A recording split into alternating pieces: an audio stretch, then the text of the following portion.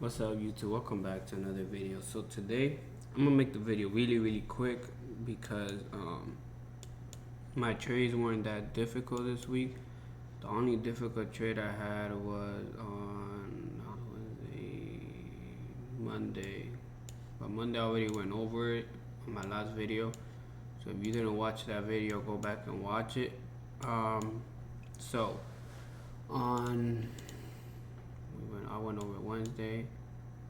So on Thursday, this was Thursday. Thursday, I had a busy morning, so I didn't sit down at 9:30. I wasn't home at 9:30. I had a busy morning. So Wednesday, Thursday, as you guys can see, this is 8 o'clock in the morning. I sat down like around like 10 something. When did I take this trade? Took this trade at like 10. I sat down like at 10 o'clock on Sunday. On Thursday, I was sitting down at 10 o'clock. Where the hell did it go? I was pissed though, cause no, I'm lying. I was on my laptop. I wasn't on my desk, so I felt weird. I felt kind of weird. So as you guys could see on Thursday. This is Thursday right here. So this is 8 o'clock. This is 9. So I didn't trade 9:30. If I would have traded 9:30, I would have got in right here. Once I broke these highs, I would have got in to here. But I didn't. I wasn't sitting down. I wasn't home at 9:30. I was trying to make it home by 9:30, but I didn't. So I was okay. So on the 1 hour, you guys could see price came down to this support right here. So if I push this up a little more, you guys could see the support. Even if I scroll more over here, resistance, broke, retest, and then it flew up. So this is a really important level. Why? Because of all this that it did here. It was resistance, broke it, turned into support, and then it flew up. So same thing here. So most of the time, these zones, like I always said on all my videos, if this zone made price go up, most likely price is gonna come back down and gonna bounce back from that zone. Now, once I seen that on the 1 hour that touched support, now I was just waiting for price to break resistance so I could buy, right? But I was looking at it on the lower time frame. That was today. Oh, and another thing is that if you guys stick to the end of the video, I will show you guys the trade that I took today. If I would have hold it, that would have been a crazy monster day for me today. But I ain't hold it. By the way, the $2,000 that we lost on Monday, I made that shit back like by Wednesday. By Wednesday, I already had made it back. So this is 9:45. When did I get on this trade? I got in this trade at 10:15. Now, why did I take buys right here? I only took a 1-to-1 again because I was on my laptop. I wasn't really like comfortable because I got used to my setup where I'm at now, so I wasn't comfortable on holding it longer. And that's why I took 2 trades. Now this trade, I was doing something at the moment, but this trade, I put my buy stop and then I closed my laptop. I had to go somewhere. So on this trade, I wasn't paying attention either. So when I looked at my phone, when my alarm went off, I closed it right away. I was like, yeah, that's it. I'm good for today. But if I would have hold this trade, like even if I would have, not this one. This one would have stopped me out. But even if I would have hold this one, brother. But like I tell you guys, like all this, we already know it happened. Like I probably would have not hold it for 1-to-2. I mean 1-to-1. Probably would have hold it if to like up here somewhere. But this candle right here, most likely it wasn't playing around. It broke up and then it went down. So I probably would have holded it. But you know, shit happens. So here I waited for this high to get broken. You guys could see it broke it, and then that's when I got in, and then I just took literally this 5-minute candle right here. I holded it. This 5-minute candle is a 1-to-1, then price retraced, and then I got back in. Now this, I love this right here, because look, this is the W formation right here. Every time you see this pattern, most likely when it breaks the neckline, which it will be here, right in this neckline right here, price is gonna shoot back up. But I was on my phone and I was on my laptop when I put my buy stop. That's how I knew that I wasn't like on the, like, I was uncomfortable. I wasn't comfortable. Like if I was sitting here, because then I would have put in my buy stop right here, and I would have hold this bad boy all the way up here for sure. But you know, we have those mornings where, you know, you're gonna be busy. I suggest that when you have a busy morning, don't even trade, because it's too stressful. You know, like you're not actually in your zone. You know what I'm saying? If that makes sense. But these were the two trades I took. This trade I took it. I put my buy stop here because, you know, price was playing around. Price rejected here, rejected here, rejected here. Price dropped. So I was okay. If price, wherever you see price struggling the most, that's when you wanna put your buy. Because once price breaks that zone, so price was struggling here and then didn't want to break down. But once it broke down, this was another trade right here. This right here. This drop right here was another trade. From here to down here, that's a whole different setup. So you could have taken that too. Because remember, we scalpers. We're not going to be in the market for more than an hour type shit. So, I put my buy stop right here. I was if it puts me in good.